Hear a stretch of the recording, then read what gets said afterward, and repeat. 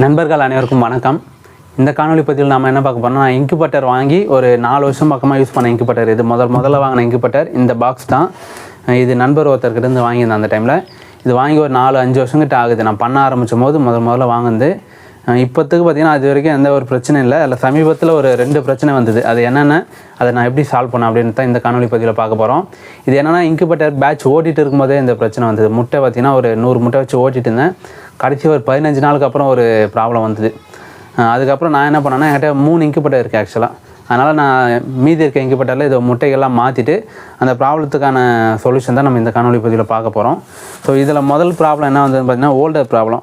Older பார்த்திங்கன்னா உள்ளே இருக்க அந்த ஒரு அமுனிங்கன்னா 2 பின்னு மாதிரி இருக்கும். அதில் தான் அந்த பல்பு போட முடியும். அதில் ஒரு பின்னு உடஞ்சிச்சு. அதனால் அந்த ஓல்டர் மாற்றிட்டேன். அதுக்கப்புறமா அந்த ஃபேனும் பார்த்திங்கன்னா ரொம்ப சுத்தத்தை வந்து வேகம் குறைஞ்சிடுச்சு. ஸ்டக் ஆக ஆரம்பிச்சிது. என்னென்னா, இன்குபேட்டரில் நம்ம ஆரம்ப கட்டத்தில் மண் கொட்டி வைக்கும் போது அந்த ஃபேனில் இருக்க அந்த மண்ணில் இருக்க டஸ்ட்லாம் பார்த்திங்கன்னா அந்த ஃபேனில் போய் ஏறிட்டு ஃபேன் ரொம்ப டைட்டாக சுற்ற ஆரம்பிச்சிது. ஒரு சில டைம் சுத்தாமே இன்குபேட்டர் ஓடிட்டு இருந்து.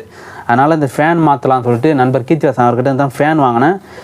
ஃபேன் வாங்கினதில் என்ன பிரச்சனை ஆகி போச்சுன்னா, இந்த நெட்டு இதோ போட்டிருக்கேன் பாருங்கள், இந்த 2 நெட்டு அது வந்து ஹைட்டு பத்தலை. இது உள் சைடு வரணும். உள் சைடு வந்தால் தான் காற்று கீழ் பக்கம் பரவும். இப்படி மேல் சைடு வச்சிங்கன்னா காற்று இந்த உள் சைடு தான் அடிக்கும்.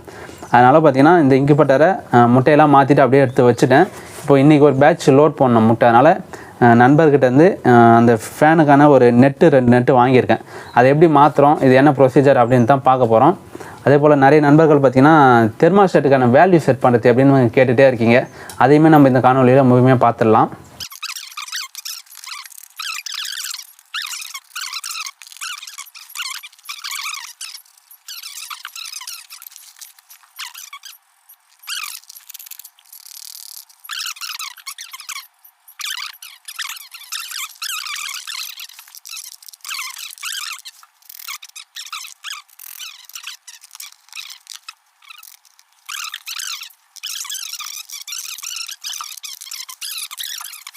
அடுத்ததாக பார்த்திங்கன்னா, நம்ம இந்த ஃபேன் கைட்டி மாட்டிட்டோம். ஸோ இந்த ஒயர் எப்படி கனெக்ஷன் கொடுக்குறது நிறைய பேருக்கு சந்தேகம் இருக்கும்.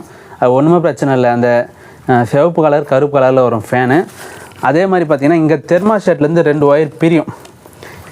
நீங்கள் ஏற்கனவே வச்சு இந்த இன்குபேட்டரில் இந்த 2 ஒயர் பிரியும். அந்த ஒயரை நீங்கள் இங்கே ஸ்க்ரூ கட்டிட்டு டைரெக்டாக சொருவு தந்தாலும் சொருவலாம். இது பழைய தெர்மாஸ்டேட்ன்றதுனால ஸ்க்ரூலாம் ரொம்ப டைட்டாக இருக்குன்னு சொல்லிவிட்டு நாம் என்ன பண்ணிட்டோம், டைரெக்டாக நடுவில் கட் பண்ணிவிட்டு டேப் அடிச்சிட்டோம். ஒயரை ஜாயின் பண்ணி டேப் அடிச்சிட்டோம். அவ்வளோதான். மற்றபடி நீங்கள் இதில் வேறு எதுவும் மாற்ற வேண்டியது கிடையாது. அதே போல் இந்த ப்ரோக்ராம் செட்டிங்கிறது எப்படி வைக்கணுன்றதை நான் சொல்கிறேன். அது தனியாக ஒரு வீடியோவை போட்டுடுறேன். ஏன்னா நான் இந்த வீடியோவில் மெர்ஜ் பண்ணுறப்போ நிறைய பேர் பார்க்க மாட்டாங்க. நான் இண்டிவிஜுவலாகவே ஒரு வீடியோ அடுத்த மேக் பண்ணி உங்களுக்கு அது போடுறேன். உங்களுக்கும் இது போல் இன்குபேட்டர் வேணும் அப்படின்னு நினச்சிங்கன்னா, நான் நண்பர் ஒரு நம்பர் தரேன், அவரை கான்டாக்ட் பண்ணுங்கள். இல்லை நீங்களே செய்யறது எப்படி நீங்களே செஞ்சுக்கிறீங்க அப்படின்னா அதுக்கு ஒரு வீடியோ லிங்க் இருக்குது, அதை நான் டிஸ்கிரிப்ஷன் தரேன். அந்த வீடியோ பார்த்து நீங்கள் செய்யுங்க. முடிஞ்ச அளவுக்கு பொருட்களை குவாலிட்டியாக போடுங்க. இந்த லோக்கல் கடைகளில் வாங்கி போட்டிங்கன்னா இந்த தெர்மாஸ்டேட் அடி வாங்கிடும். ஏன்னா தெர்மாஸ்டேட்டில் என்ன பிரச்சனை வரும்னா, நீங்கள் முட்டை வச்சுட்டு ஒரு 10 நாள் ஓட்டிகிட்டு இருப்பீங்க. இல்லை ஹை வோல்டேஜ் லோ வோல்டேஜ் வரப்போ தெர்மாஸ்டேட் போயிடுச்சுன்னா அந்த முட்டை வேஸ்ட் ஆகிடும். அந்த டெம்பரேச்சர் கண்ட்ரோல் பண்ணி தரலைன்னா ரொம்ப ஹீட் ஆகிட்டு முட்டை எல்லாமே சூடாகி அதில் இருக்க கரு எல்லாமே இறந்துடும். அப்படி இல்லைன்னா சரியாக ஒர்க் ஆகலாம், உங்களுக்கு பிரச்சனை. அதனால் முடிஞ்ச அளவுக்கு தெர்மாஸ்டேட்டுன்றது தான் நம்ம ஃபோக்கஸ் பண்ணணும். தெர்மாஸ்டேட்டுக்கு குவாலிட்டியாக போட்டாவே இன்குபேட்டர் நல்லா ஒர்க் ஆகும்.